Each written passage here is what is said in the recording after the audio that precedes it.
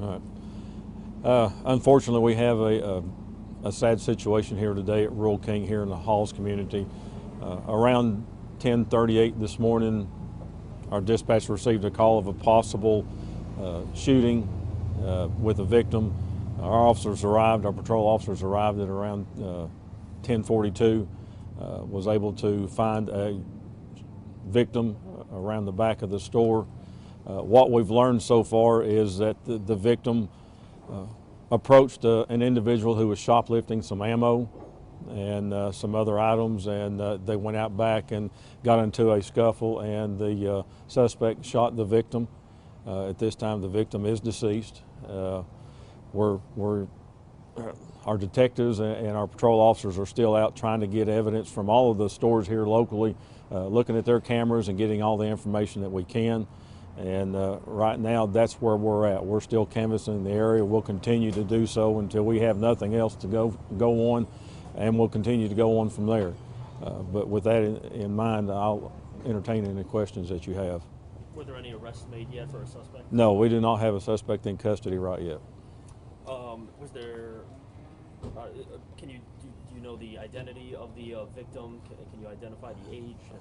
Well, I'm not going to identify them. They're still contacting the rest of the family. We do have part of the family that is here and talking with them, but as soon as they can get the rest of the family notified, I'm not going to hold off on giving the victim's name. Can you say the age or the sex or anything like that? It's a white male, and approximate age around 23. Was he an employee here? He is an employee of Rural King, yes.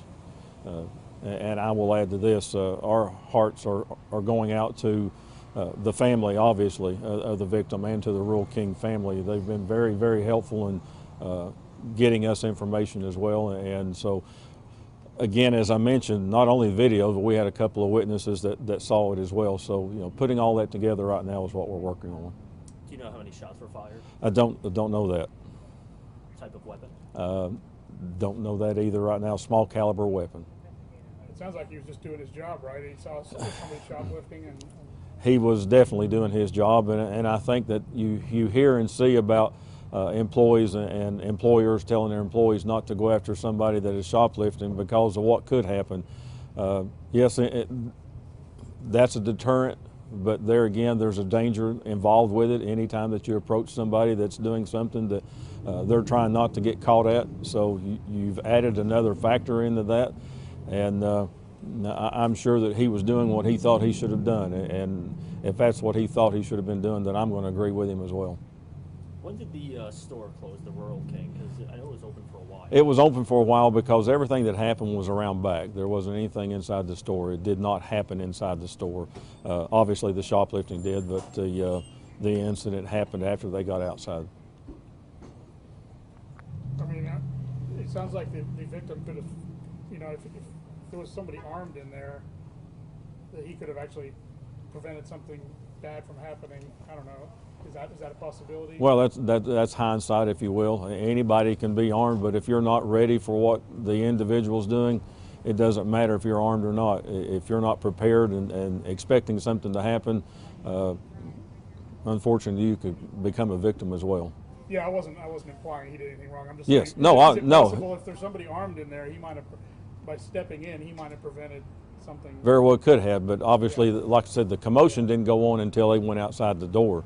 And obviously, I'm sure if somebody inside would have seen something, they probably would have. But we got a couple of employees that were witnesses to what was going on inside. So again, and I know where you were going at with that, but yeah, for sure. And we saw that there was a police presence at a nearby church. Was that a lead to a suspect? Yeah, we started getting all kinds of calls and leads as far as information coming from individuals, and we were following up on each and every one of those, and we'll continue to do so. I know we gave the description out. We've already given that out to everybody, and that may change. We'll keep an update on our website and our Facebook page. We'll keep that going.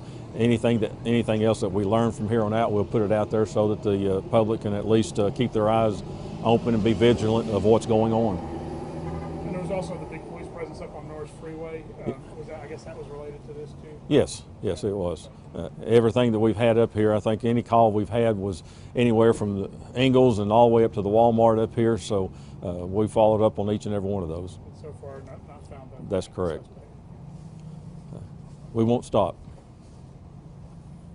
I did make sure that our detectives and everybody else knows that however long it takes, we're going to continue working on it. And you want to say again the profile of the suspect? Description of him? Yeah. Yeah, I'll give that back out. He was wearing a green hoodie, a dark gray sweatpants, blue and white tennis shoes. Those tennis shoes are like an Air Jordan type from what we could tell. A gray toboggan.